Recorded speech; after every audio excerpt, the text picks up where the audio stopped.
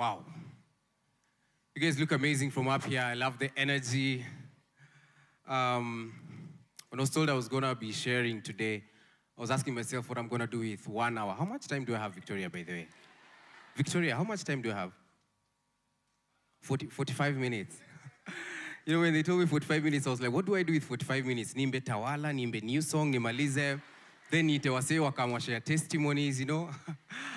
But anyway, hope you guys will be blessed. But as we start, I want to acknowledge the leadership of the house led by Elvis Mwema. Thank you so much. My departmental leader, Pastor Sophie, and by extension, Pastor Mano also gets a shout out. Pastor Mano, I keep telling you marriage is a good thing. You know, salamu kwa Hallelujah, it's special, you know. So, yeah, it's a small thing to you guys, to Mike, it's not. Also want to acknowledge Pastor Pauline, who's watching from home, who didn't manage to make it today. She's taking care of Wendell. We appreciate you so much, Pastor Pauline. And finally, I want to appreciate Reverend George Masharia. Yeah, I've worked with Pasi for a long time, man. Since, I think it's past 10 years now. We were still small boys just trying to blow up in the industry. And Pasi gave us some good guidance. You know, maybe you might see me and think, hey, this guy is so mature. He has no scandals. He has no drama and all that stuff. Nothing. It's because of the person I sit under. There are many times that I've wanted to make certain moves, and then Pasi just says no. You know, mentorship is not the easiest thing to do. People think that we only meet Pasi for prophecies. You know, I see money in your pocket right now. Where's your credit card, you know? No, most of the times ni viboko tu, unprovoked. Like, mimi tuna Pasi, sa uliacha kutoa ngoma, si ndio, eh? And yeah, thank you so much, Pastor George, for this opportunity. Today we are launching Mwanga Ministry. I'm going to be introducing the team members a bit later on, but Mwanga will be the official, well, it's not like there's an unofficial, but this will be the teens church for City Lighters. It will be the youth church. So if you're a teenager at heart, if you know of any teenagers, or if you just want to rock jeans and bandana and you feel like, yeah, it's awkward, kuja Mwanga bana. We don't judge, we accept you as you are, man. So today's word I wanted to share with regards to doubt. Today we're going to be talking about doubt. And the sermon today is not if doubt comes, it's when doubt comes. Because eventually at some point in your life, doubt will hit you. How many guys have been hit by doubt here before? I can see the church on that side, the righteous church on that side doesn't struggle with these things, you know? For them, they feel like the day has very few hours for them to pray. 24 hours are not enough to speak in tongues. But yes, that's the word that I want to share today, and that's the word that the Lord put in my heart.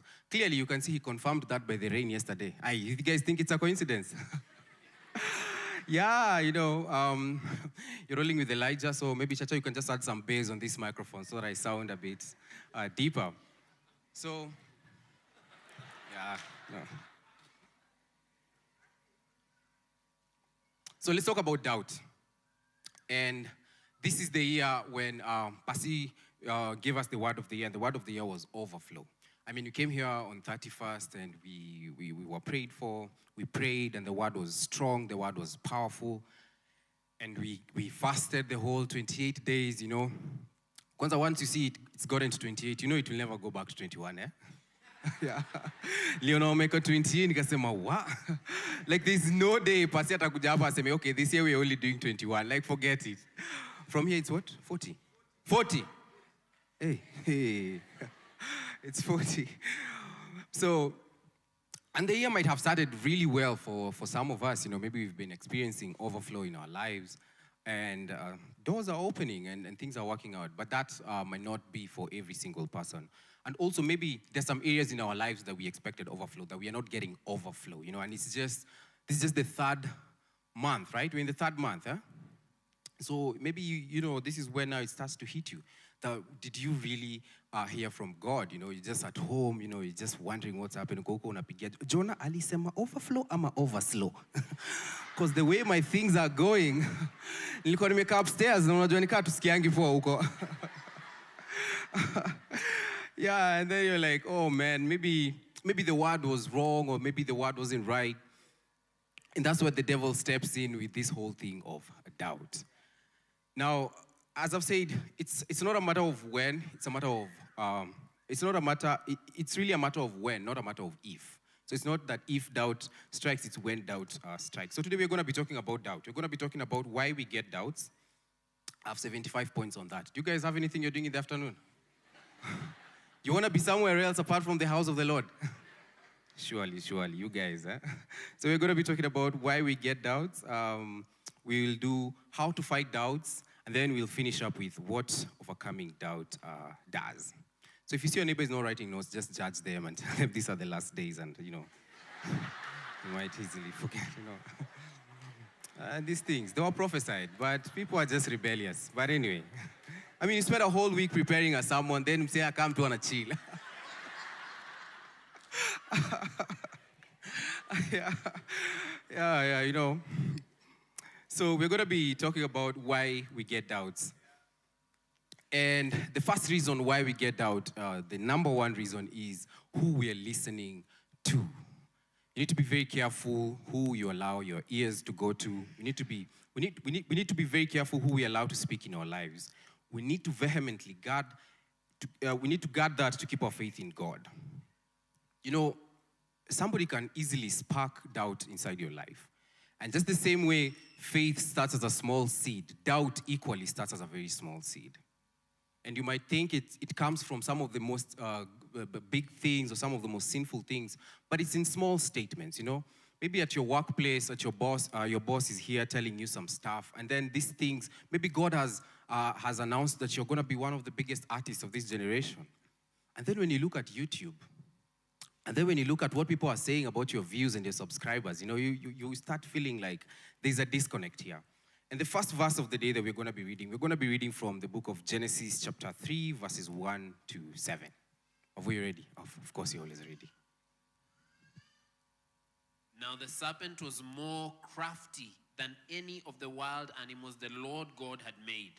He said to the woman, "Did God really say, 'You must not eat from any tree in the garden'?" The woman said to the serpent, "We may eat fruit from the trees in the garden, but God did say, 'You must not eat fruit from the tree that is in the middle of the garden, and you must not touch it, or you will die.'" "You will not certainly die," the serpent said to the woman. "For God knows that when you eat from it, your eyes will be opened, and you will be like God, knowing good and evil." When the woman saw that the fruit of the tree was good for food and pleasing to the eye, and also desirable for gaining wisdom, she took some and ate it. She also gave some to her husband who was with her, and he ate it. Then the eyes of both of them were open, and they realized they were naked. So they sewed fig leaves together and made coverings for themselves. Thank you, Mavo. I mean, it was very clear from the beginning that God had given these instructions to Adam and Eve, and he told them which trees they're supposed to eat from, which trees they're not supposed to eat from, isn't it? But when you look at these scriptures, the devil was very cunning using it was the serpent. It was very cunning. And how the devil planted a seed of doubt is through that question, did God really say? It was very evident from the beginning. He had told them, this is what you're supposed to do, this is not what you're supposed to do.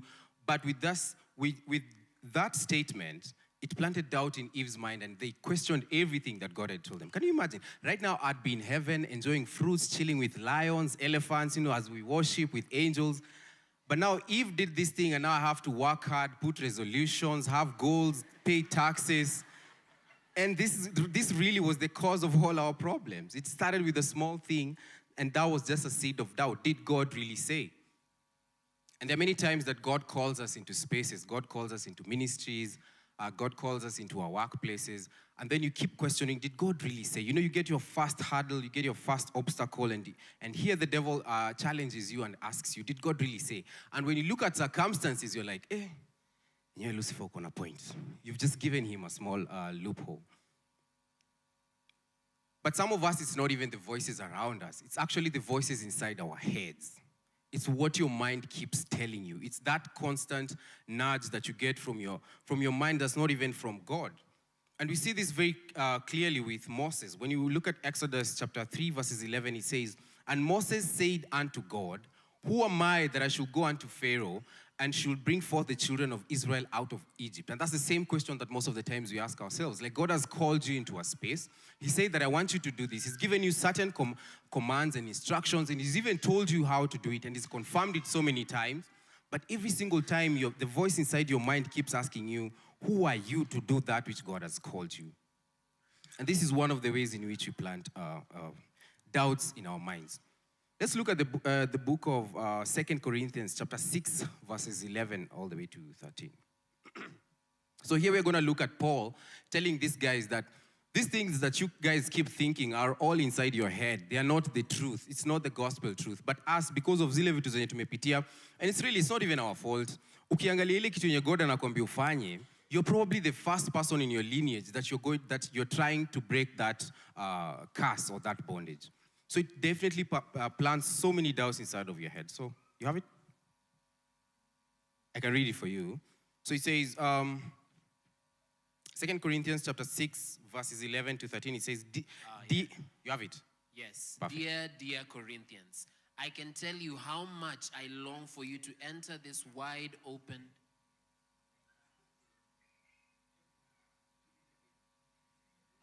Thank you. Dear Corinthians, I can't tell you how much I long for you to enter this wide open, spacious life.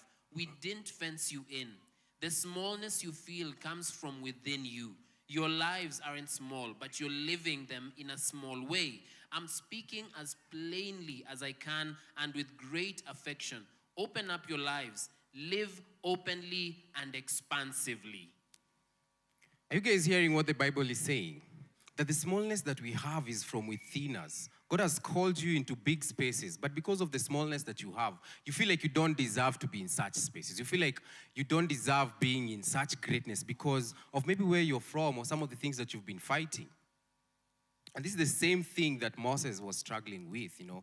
Moses was told, hey, now it's time for you to go and rescue the Israelites from Pharaoh. And then Moses is asking, who am I to go and rescue the Israelites from Pharaoh? And Pharaoh was a mighty man. Pharaoh was not just like a random guy. Pharaoh was so mighty that we still remember him up to today. Like we still have pyramids, you know? Yeah, it's the greatness that he had. So one of the ways in which we get doubts is because of who we are listening to. Mark 4:24 says, guard carefully what you hear. You need to protect yourself as well. If you need to unfollow some people on social media, you need to do that. If you need to mute some people on social media, you need to do that. Mse anaweza question with the basic of basic things. Somebody can even question your faith, telling you, hey, where is Africa in this Bible? Kawangware iko wapi? Kwani Kawangware iko? And then you're like, okay, this guy has a point, yeah? I have not read about it. Anyway, this gospel is for Azungu. You know the way those people who believe that it came from the West and all that stuff, and you believe it. And at first it starts with you saying, oh, you're this open-minded person, you like listening to everyone, you know, you're here to save the world, you want a Nobel, so we unasikizaga kila mtu, you give everybody time of day because you're collecting feedback. And what you don't know you're doing is that you're planting seeds of doubt in your life. And then there's some things that you limit yourself from doing. And if you look at the real cause, it's because of these things that you keep listening to. I remember one time when church was still very, very small, like it was, we were very, very few people. So on New Year's Eve, Pastor would prophesy to everyone. That's the beauty of also a small church. Now you see the church is so big, you can't prophesy to every single person on a personal basis. So tuko hapo hivyo kwa line mazee, you know, on that year nataka yani aniambiani mimi nataka male artist groove, yani nataka kutesa wasanii, nataka wasanii warudi ushago, you know, that's a slogan we have. Nataka waache art kabisa, you know. And so he's there prophesying to other people, and then maybe you're low-key hoping the other artist will tell them you need to repent this year. So as they spend their time repenting, you are releasing and dropping gems, you know. And then I go to the front, and then, you know, it was Pasi's turn to pray for me. And then Pasi said, I'm praying for you, Ben, and I pray, and God is saying that this year there's some conversations you need to stop having.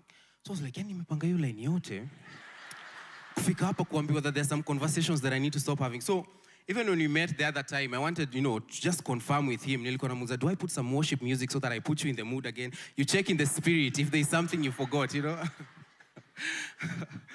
And at that time, I didn't take it seriously and the reason I didn't take it seriously is because I felt like it was such a simple prophecy. Kuna time unataka kwenda kwa God, usikie yani, prophet anasema, I just see dollars raining. I just see dollars, And then you're given such a small statement, and you're like, this is really not what I came for. It's like that rich man who went to Jesus and asked him, so what do I need to do to gain the kingdom? And Jesus tells him, go sell everything, because the guy had followed all the commandments, and now he thought, akifika hapo Jesus atamwambia kitu crazy kama come tuende hata na wewe, hata nikikuwa crucified come tutapanda na wewe. And then God tells him, you go sell everything that you have, And sometimes we're expecting this big thing from God, and then he tells you such a simple statement, and then you take it lightly.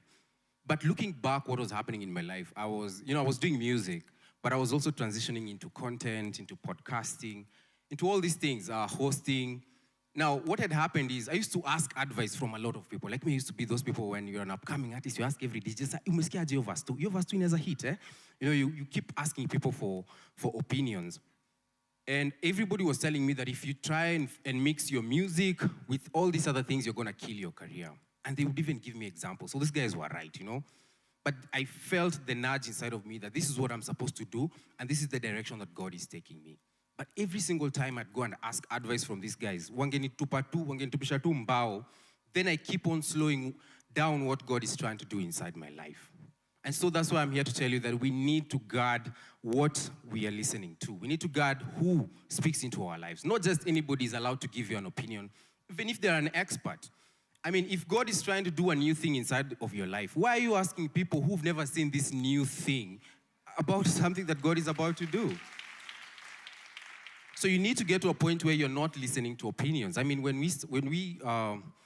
so one time we were with Pasi and we met another group of preachers, They were like, hey, you guys, bana, you need now to start looking for land in Syokimau, Kitengela. Kwa sababu tu eventually town mtafukuzwa tu, And it was tricky because the vision that Pasi had at that time was that we're supposed to set up in the city center. Even you, hata wewe umecling tu on your faith ya Pasi, pia wewe uoni city center wapi. Juu ukiangalia vizuri hakuna land, there's really no open space. Ama ni Hilton itauzwa alafu tuuziwe, one of the problems that we get as Christians is that we try to decipher things of God using our own minds. And that just puts you in a lot of pressure, complications. You don't even see it, And so when those guys were saying, and what they were saying, by the way, they were not saying it from natukafukuzwa. So to go like, okay, we know our fate.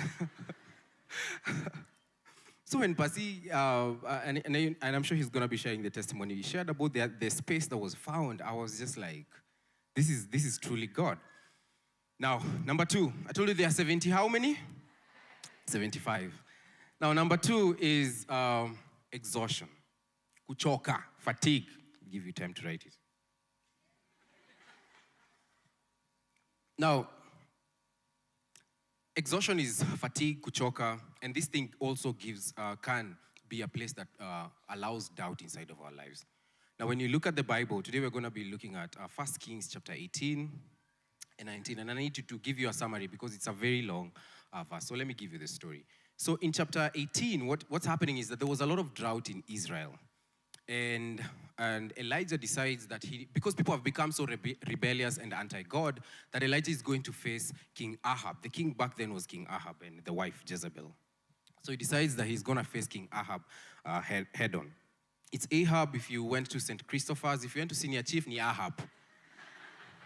So Elijah meets with King Ahab's servant, who was called Obadiah. Once again, if it's Potter's house, it's Obadiah. If it's Senior Chief, Obadiah. Okay. So let's go with Obadiah. Okay. So Elijah meets Obadiah, who's like a personal assistant to King Ahab. And he tells Obadiah that, I want you to go call the king for me. Now, Obadiah is a good man. He was a faithful man of God. In fact, at one point, Obadiah, when people were being killed, when the king was killing prophets, he decided to hide 100 prophets in caves and decided to give them food. So he ensured that those guys were safe. Hence why we need more Christians at places of power. Don't be that person who's being that obstacle. God is trying to position you in spaces where you need to have real influence, So when Elijah meets Obadiah, tells Obadiah, please go call for me the king. And then Obadiah tells him, by the way, I'm not calling the king. Nitaenda need a king, and then nikuje hapa, then I find angels have taken you, then the king will kill me. Because at this time, King Ahab is looking for Elijah has been looking for Elijah for such a long time. Na hajampata. It was so intense that he would go to countries and make the king swear that Elijah is not there. So you can imagine if it's today, he goes to Ethiopia, swear yuko hapa, swear yuko Addis Ababa, or goes to Somalia, swear he's not there. It was that intense because God had hidden Elijah so much and for so long. The reason I'm also giving you this context is for you to understand how mighty this man Elijah was. So Elijah meets the king. The king is like, you troublemaker of Israel, what do you want, you know? So Elijah tells him, now what I want to do, today we want to test who has the real God, who serves the real God. So we're going to meet at a place, you're going to bring a bull, and we're going to sacrifice from there. But nobody has to light fire. The fire has to be called from heaven. So the prophets of Baal, I think there were 400 or 450, they went and they started calling their gods. So from morning, they called their gods. The gods are not responding. It gets to lunchtime. Elijah was also a comedian. He's like, maybe he's asleep. Maybe you guys need to wake him up. You know, maybe I'm in the leave. It's there in the Bible, actually. 1 Kings chapter 18. And then after that, there was no fire on their side. So when it was Elijah's turn, Elijah is so dramatic. He says, now before I even start this miracle, I want you to dig trenches around it. And then on these trenches, I want you guys to put water, to pour water. And Elijah, when he started praying, there was fire that was sent from heaven. This fire was so strong that it consumed the water that was around there and it burnt the bull. So what Elijah did, I told you Elijah is dramatic. He picked up all the false prophets, took them to another hill. He killed all of them. Now, Ahab was really shocked about this, and he went home and told his wife, Jezebel, what really happened. And what Jezebel said, Jezebel was like, now send this message to Elijah. Make the gods strike me dead if I don't do to you the same thing that you've done to the prophets. Now, I don't know. At first, God had really protected Elijah from King Ahab, from all these things. But this one time when he gets the threat from Jezebel, he decides to run. I don't know if it was a woman. I don't know why he ran. Maybe it was because it was a lady, you know. Maybe she didn't mince her words. When kupata wewe. I genuinely don't know. I have no idea why he ran, you know. And Elijah runs into the wilderness. And when he runs into the wilderness, he gets to a point where he's so fatigued and he doubts that God is going to save him. So he tells God to kill him, you know. And God doesn't kill him. God sends him an angel. And, you know, we expect that the angel will come with another word of revival and all that stuff. But really, the angel just came with food. We're like, hey, boss, amka kula hizi tupisa mbili. Then the guy eats, sleeps, wakes him up again, there is tupisa zingine mbili, and the guy gets energy to do what he wants. Now, you might be doing great works for God, and you might be doing very well in ministry or even at your workplace. But fatigue and exhaustion is one of those things that can actually lead you to a place of doubt. So it's very important that you take breaks. Fatigue and carrying burdens that you should not be carrying are things that can actually lead us to doubt. So this is what I wrote. Fatigue, also from carrying burdens we should not be carrying, these are things that are beyond our control. Hence why we need to leave some of these things to God. Let's talk about burdens that we are not supposed to be carrying. Because, and what burdens you're not supposed to be carrying, what that means is, if something is beyond your control, there's nothing you can do about it. Like, if you've tried your best, you've tried everything, and this thing is still not working out the way you want it, you need to stop carrying that burden. You need to stop carrying that burden of thinking that you're the one who's going to make it work. That's the Lord's work. That's really not in you, and there's nothing that you can do about it. So we're going to be reading Matthew chapter 11, verses 28. Are you tired, worn out, burnt out on religion? Come to me. Get away with me, and you will recover your life. I'll show you how to take a real rest. Walk with me and work with me. Watch how I do it. Learn the unforced rhythms of grace. I won't lay anything heavy or ill-fitting on you. Keep company with me, and you will learn to live freely and lightly. Thank you. Thank you. I like how that verse starts in a very dramatic way. It's like an advert. Are you tired, worn out, burnt out on religion? Come to City Lighters. Sounds like one of those Inoro adverts. You know, okay,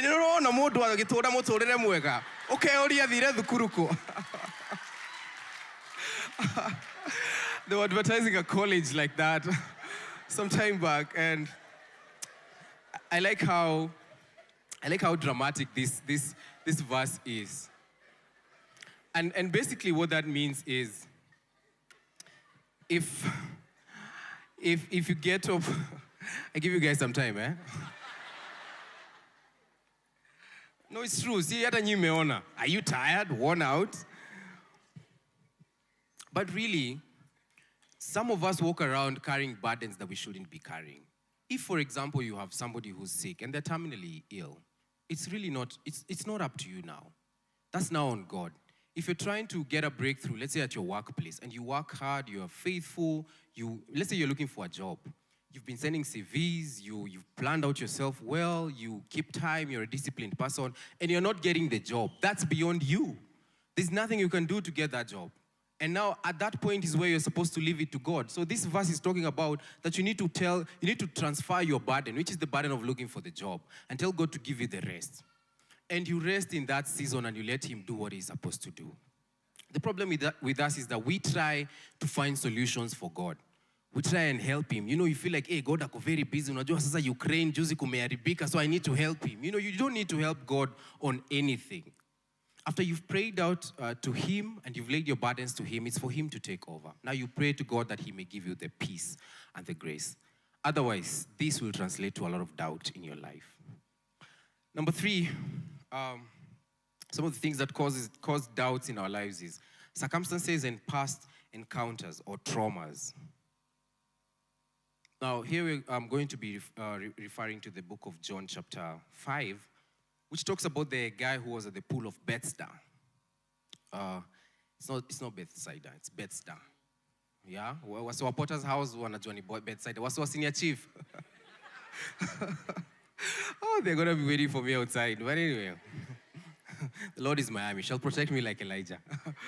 So John chapter 5 talks about this guy who was sick for 38 years. And when Jesus comes over there, he asks this guy, do you want to get well? But the guy was so full of unbelief. So he's so full of excuses. So he starts telling God that every time I want to get into the pool, there's somebody else who gets there. So me, I don't think that I'll ever get well. And that's us most of the times.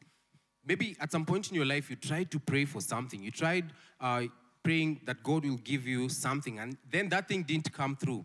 So now you never believe that God can actually answer your prayers. So you live like this man at John 5 at the pool of Bethesda.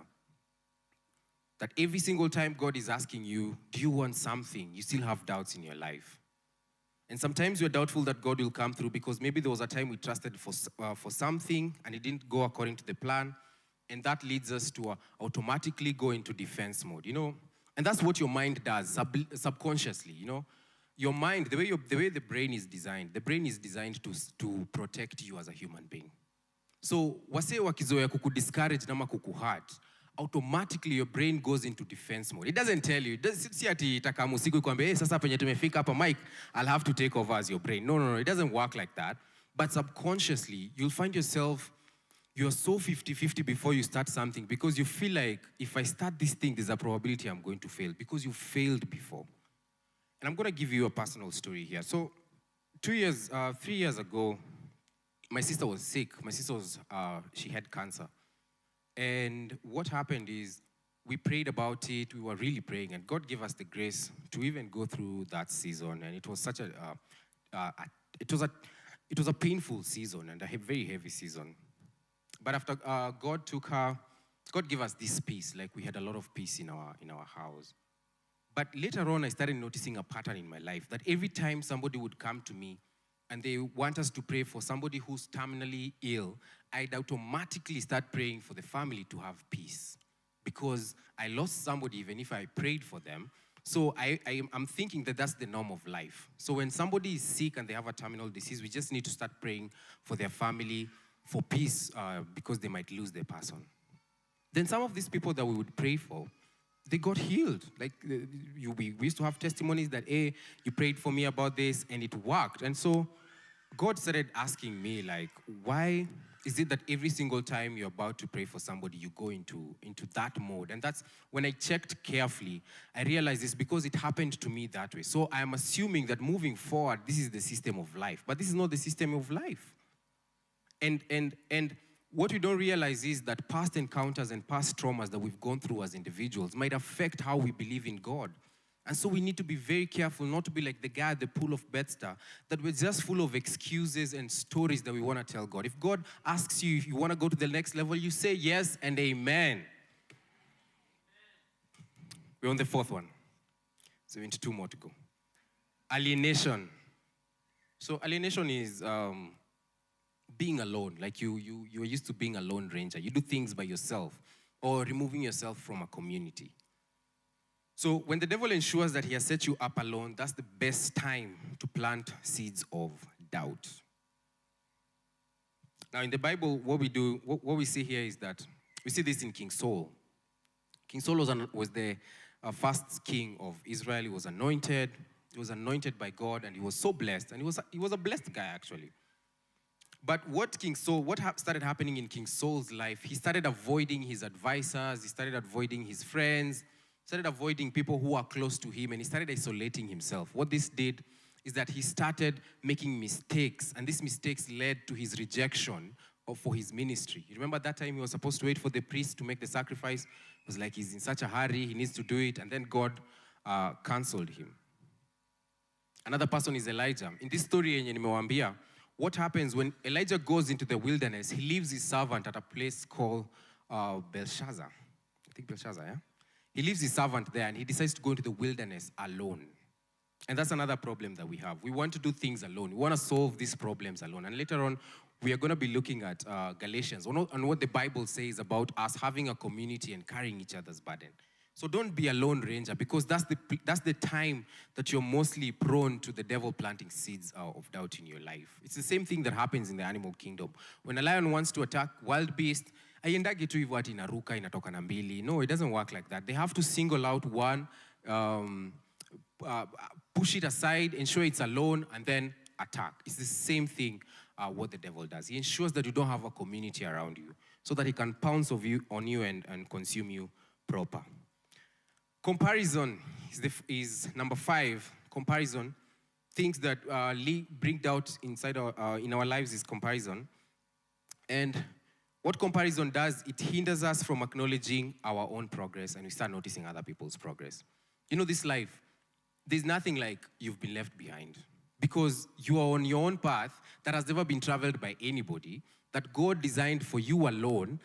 And after you die, you're going to be accountable to him alone, not to anyone else. God is not going to use your life and your brother. Sasa, brother yako alikuwa na lori mbili, wewe uko na pick up peke yake. What did you do with your life? No, that's not how God is going to do it. He's going to measure it based on the things that he gave you, based on the grace that he gave you, and based on the gifts that he gave you. The thing about comparison is that it steals the joy, and it makes you not notice the growth that's happening in your life. So you start doubting even when God is already making moves in your own lives. That's because your eyes are somewhere else and they're not on the place where they're supposed to be. I remember and how this comparison thing affected my life. It was terrible. So when we used to do music, Christ Cycles with Kinamoji, we go to a place in life where, you know, when you start doing things when you're 19, you guys are still young. You just, amna shughuli mob, mnataka tu doza kubai viatu, t-shirts and all that stuff. But now when you start getting to 25, things start becoming a bit realer. Although still 25 is pretty young. So some people started blowing up, and some people started making it in life. So now you're in this group, and now you hear, oh, your friend has just bought another car. The other one is looking for jobs, where this big organization. The other one is where. And me, I was left there just doing music and ministry at City Lighters. You know, there is no progress. In fact, that time I used to meet Pasi like thrice a week. Kumwambia tu mashida, God anasemaje? Ame change mind. Aja bonga hii wiki. And you know, at that time also Pasi is transitioning. So we just meet, all of us with our problems, and we're just encouraging one. Acha nikuambie, God ata come through, you know. And it was such a difficult season, because at that time now you're still getting pressures from your friends. Now your friends have stopped javing. Now hawapandagi matri anymore. Now they have a nice car. Now you're still huko hivyo kwa stage. Kwanza umesema upande gari ya so unangoja ya 80. Unataka kusave hiyo 20 bob. I love, you know, guys who make such moves think they've made such a nice financial decision, you know. They're ready to write books and go to Harvard. So we uko huko hivyo, wase wame blow up, wase wana do fit in life, uko hapo kwa ma3 bado unakimbiza na wase. Alafu, you know, sometimes you meet with fans kwa ma3, like I'll never forget this. Like sometimes umeshikilia chuma hivi, fan anataka selfie. So uko kama unishikie chuma, Like, it's a bit crazy, you know? But you get used to it. You get used to your season because it's the season you're in. By the way, there's no point of going through life if you're going to go through life a miserable person and sad and just depressed. Enjoy the season you're in. Because there will come a season where you will not even do those things. Like you will completely forget about them. Like you will never be at that season of your life again. So enjoy the season you're at. But if you continue living your life, comparing your life to other people, that when Nani now marries, now you start feeling like, okay, maybe it's my turn. Now you're just going for after chat. So what are your hobbies?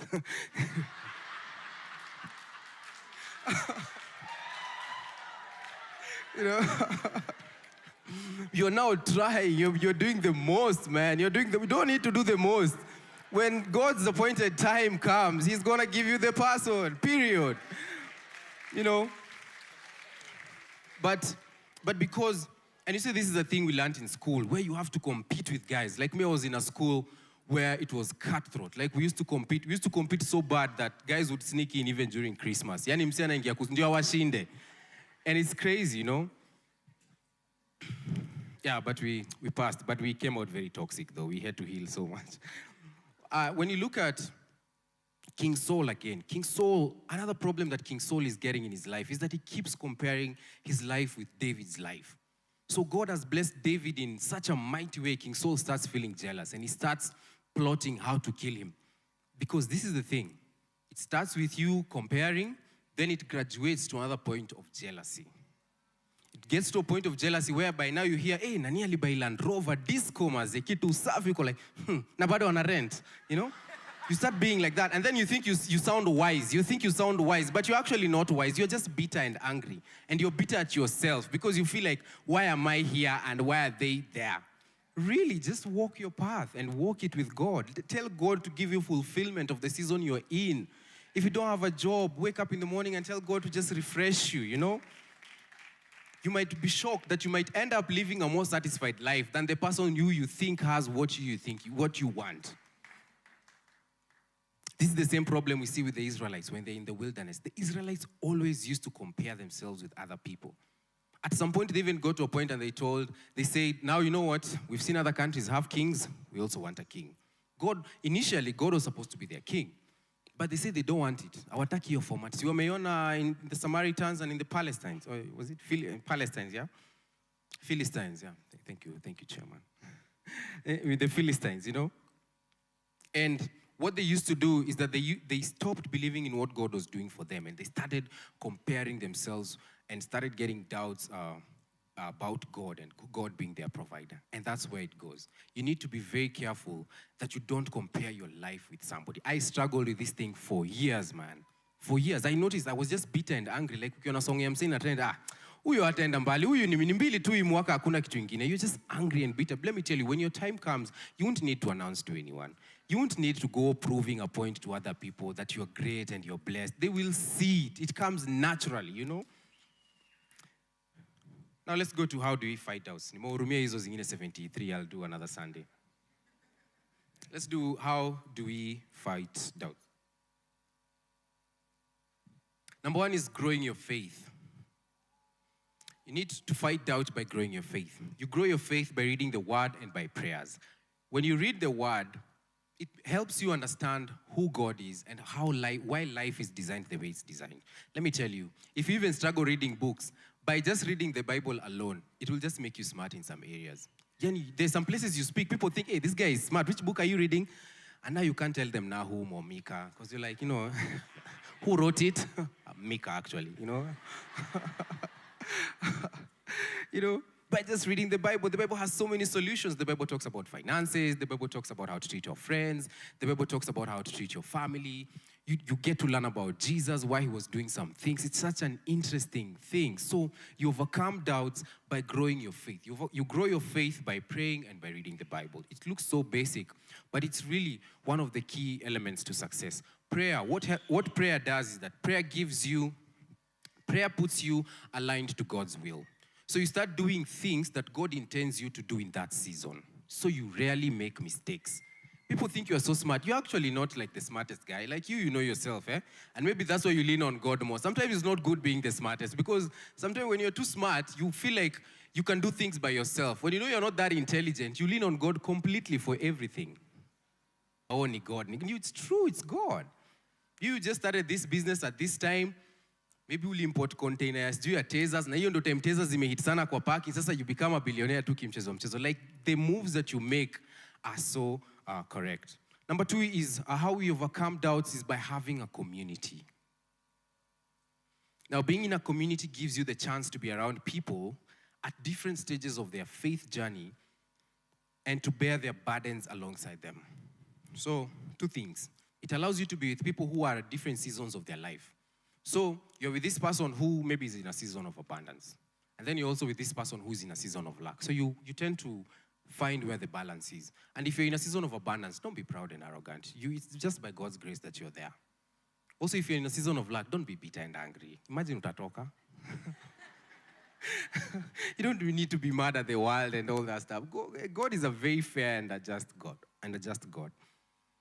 Galatians chapter 6, verses 2 says, we can read that, Mavo. Carry each other's burdens, and in this way you will fulfill the law of Christ.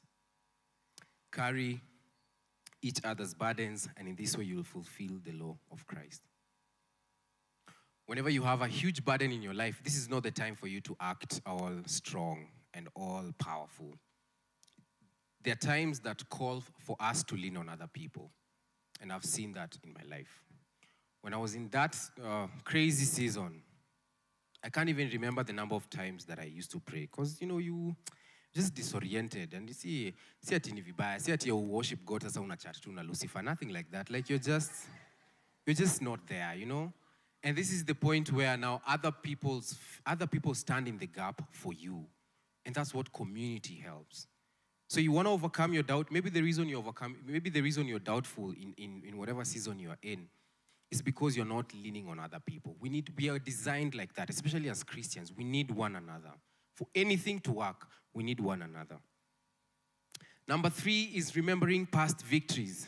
Now, this is something that I equally struggle with. So when we do the altar call and you see me down here, please mind your business. Do you? Pray for yourself. I'll also be praying for myself. I'm also fighting some of these doubts thing. I'm fighting with doubt so many times. And I'll tell you, one of the areas that I'm fighting with doubt is ministry. Pasi keeps telling me, Ben, God has called you. You know the way Pasi says, and you're like, yeah, he has a point, And then 2 days later in your house, you're like, I don't think he was supposed to be there. Now you have to call him again, That's the fuel, V-power. It doesn't happen to you guys. I'm struggling with ministry for so long because I'm like, now, how do I balance that with the music? How do I balance that now with podcasting? Now this content is getting us into spaces where a lot of people are not even Christians. Like we do gigs and we have so many people who are not believers, people of other faiths. Like sometimes I drop a song and I see people of other faiths jamming to that song. Sometimes I even have to ask them for permission, lest I post them. I love sasa waende watafuto, Like, hey, are you okay with me posting this video? Like, yes, I love this song so much, And it's a huge conflict in my life. But then it's the same thing that I said when we started, that stop trying to decipher what God is trying to do in your life. You won't understand it. And that's where we go wrong, because you want to know how A to Z will flow. And sometimes God doesn't work like that. God just wants you to know that you're moving from A to B, period. You'll get your instructions once you get at B. This becomes a big differentiating point between us in life. So you see somebody is really excelling, God is doing powerful things in their life, and you're still stuck. But you're stuck because you still want God to give you the full blueprint. God doesn't give the full blueprint. So, senior chief, amen?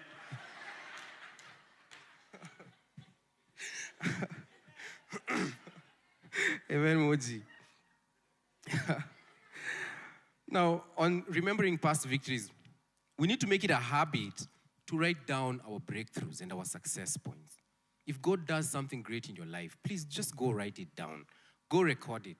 Because when you're down, when you're discouraged and disappointed, you need a point of reference. You need to go back and remember who God is in your life. When David faces Goliath, he says that I have fought bears, I have fought lions. This uncircumcised Philistine is not going to do anything to me. And most of the times when we meet Goliath, we get so scared because we can't remember that at some point we fought a lion and we fought a bear. And that's, of course, it's like an expression. It's a linguistic thing. So what's KWS msinitafute after hapa. So we need to make it a point to record our victories. Marvel, please read for me Psalms chapter 77, verses 11. Once again, I'll go over what God has done. Lay out on the table the ancient wonders. I'll ponder on the things you've accomplished and give a long, loving look at your acts. Amen. Make it a habit to write down your victories. And number 4 is ask God for a sign. If you feel like you're struggling with doubt, tell God to give you a sign. As simple as it is. He might do it in a subtle way. He might do it in a very subtle way in your dream, through your friends, through a conversation. Or maybe God can go the whole 9 yards. So usikie tu thunder kwa nyumba yako, moto kumewaka huko, and then the writing is on the wall. You asked for it, so anyway, so you have to deal with the consequences. So I'm just preparing you guys to know what you're asking for, When you're asking God for a sign, maybe you can come, alafu hii sky inajichora, niwe tu unaiona. So wasiona kuita cheesy, but there's something that God is revealing to you. Ask God for a sign. I do this a lot of times. Whenever I want to work with somebody, sometimes I tell God, if it's not your will, let this deal go south. If it's your will, let it work. Sometimes it goes south, and I feel bad, Sometimes maybe I'm like, maybe God yato unaona situation financially venye iko sahi surely. Hiyo deal umepeleka wapi? I want to build your kingdom, And God is like, no, that's not for you for now. Because not all good opportunities are good for us at some points in our season. You get them too early, you spoil it. And the thing about these opportunities is that once you spoil some of these things, it becomes very hard to be restored to that point. Sometimes it's even better for God to delay your victory so that you get it once you're mature enough to handle it. You need to be careful of breakthroughs as well. I know we pray for them all the time, but let me tell you, once you get a breakthrough, when you're not ready, handling it becomes a problem. Because now you start feeling like you're better than the rest. You can't understand how other people are not shining like you. And we have the same 24 hours. Tunamkanga sisi wote 5. You start despising people. People don't know how to plan their time. They don't know how to dress for the occasion. Now you all of a sudden umekuwa mtemi, And what you're not realizing, now you have medallies, you have things you want to drop to people. What you're not realizing is that you're actually becoming proud, You need to pray to God that God will give you that big break when you're ready to handle it. Now, as we finish, the thing, how we fight doubt is by telling God to give you grace for sustenance, renewal of strength. Mavo, read for us Isaiah chapter 40, verses 31. But they who wait for the Lord shall renew their strength. They shall mount up with wings like eagles. They shall run and not be weary. They shall walk and not faint. Thank you, Mavo. You see, when I was going through that season with my sister, I used to be very embarrassed asking for money online. I used to feel like kwani asa watanibebaje? Asa wanajiuliza msee kwani ananga insurance. Hizi miaka zote amekuwa kiimba hii pesa ya skiza angekuwa ameshainunua insurance. I used to feel very bad about it. But believe it or not, people don't think like that. Sometimes it's just the voices in our head, just as I've said before, just like Moses. And when I went through that season and that season was over, I felt it was a very difficult season, but I feel like God really carried me through that season. That yes, it was supposed to break me and all that stuff, but it didn't eventually. And I remember when we finished all that, and I posted on Instagram, I think 2 weeks after, and I posted a picture when I'm smiling, and people were so encouraged. People were so touched by it. People were like, how dare you go through that? How could you have gone through such a season and you come out victorious? And sometimes God gives you so much grace to go through some things that are so hard that people on the outside can't understand what's really happening. But what's happening in your life is that God is renewing your strength every single day. God gives you extra grace. There's a grace that you get when you're going through such a season that's not on other people. It's a special kind of grace. And you need to pray to God that God will give you that kind of grace. That when other people look from the outside, they feel like you're crashing. But really, God has sent his angels in a very special way that you will come out unscathed. What overcoming doubt does. Now, these are just 3 points. Then we're going to be done. What overcoming doubts is that it encourages others. It's a testimony. People People are so happy with what God is doing in your life, whether they are believers or non-believers. They are all attracted to that victory that comes after. And this is a beautiful thing, that sometimes you don't need to use your words to testify of what God has done. People just need to look at your life and they're like, hey, manapa, there's something. There's really something big that's happening. But people don't know the battles that you've had to go through and the belief that you've had to put in God day in, day out. You pray every day, you read the Bible, and you feel like there's no progress. And then when the progress comes like this, everybody sees it. Because God's breakthrough doesn't even, you don't need to advertise it. You don't need to come tell people how, sometimes you do, but in most times, people will just see it automatically. And they will be blessed. It gives God the glory. When you look at the book of Job and the story of Job is a very interesting story because it exposes us to a different dimension of God, that God can brag about somebody. I don't know if using the word brag and God is the same thing. No, I don't want a lightning here right now, you know. Alimaliziwa kwa stage, alileta mchezo sana kwa injili. Mutiga irarare modo wa ithero muno. But it gives God glory automatically. And sometimes you need to ask yourself, does God brag with you? Does God tell people, are you seeing what my servant Nyawera is doing? Are you seeing what my servant Alex is doing? Do you ever sit down and ask yourself that? And most of these things are internal battles. They're not things you have to keep going out there to shout to everyone out there. But you need to get to a place where God is bragging with you. The final one is that overcoming doubt, what it does is that it takes you to a new level of encounter with God. Now you encounter God different. You know, we encounter God differently, yeah? We might come to the same church, maybe even in the same ministry, and we do all these things together. But the way we encounter God really depends on the relationship that we have with Him. And this is the place where Shadrach, Meshach, and Abednego had gotten to, where they said that, by the way, if God comes through, that would be great. If He doesn't come through, that will still be great. Like you don't even worship God so that you get something in return. No, it's because of a level of intimacy that you've gotten with Him. You know Him so well, you would never give up on Him. You'll never betray Him. It's very personal. And this is also seen with the disciples. Remember Peter? Peter denies Jesus, but after the resurrection, Peter becomes this ambassador of Christ. You can't tell him anything. That's why most of these disciples would give up their lives for Jesus. Because for them, it was not a story about this guy from Nazareth. No. It was about that they had lived with this guy. They had encountered him. They had seen what God had done. And this is the level that you get once you overcome doubt. That your level of moving becomes very different from everyone else.